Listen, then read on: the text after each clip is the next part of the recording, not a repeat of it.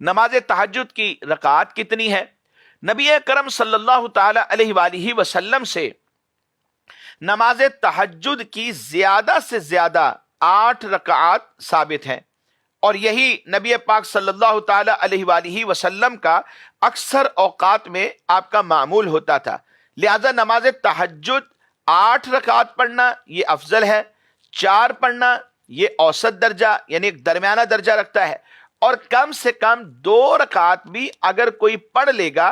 तो तब भी उसकी नमाज तहज्जुद कहलाएगी। जैसा कि अल्लामा इब्ने आबिदीन शामी रहमतुल्लाह ताला अलैह ने फतावा शामी में इसके हवाले से लिखा, अक़ल्लु तहज्जुदी रकातान व औसतुहु अरबा व अक्सरुहु समान, के तहज्जुद की जो कम से कम रकातें हैं वो 2 हैं, और औसत दर्जा जो है वो 4 का है, और जो ज्यादा से ज्यादा है जिसको हम अफजलियत का दर्जा देते हैं वो 8 रकात हैं। नमाज तहज्जुद की फजीलत क्या है? नमाज तहज्जुद की फजीलत को समझने के लिए ये बात ही काफी है कि अल्लाह तबारक व तआला ने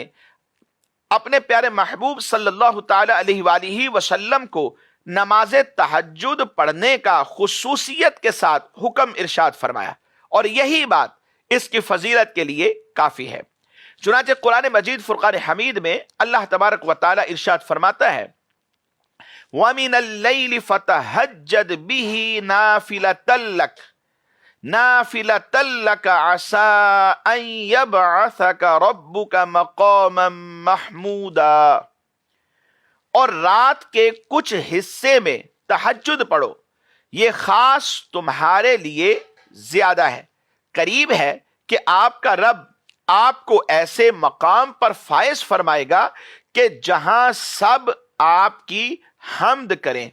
इसी तरह अहादीस मुबारका का अगर आप मुताला करें तो अहादीस मुबारका में भी नबी पाक सल्लल्लाहु ताला अलैहि वसल्लम ने इसके बहुत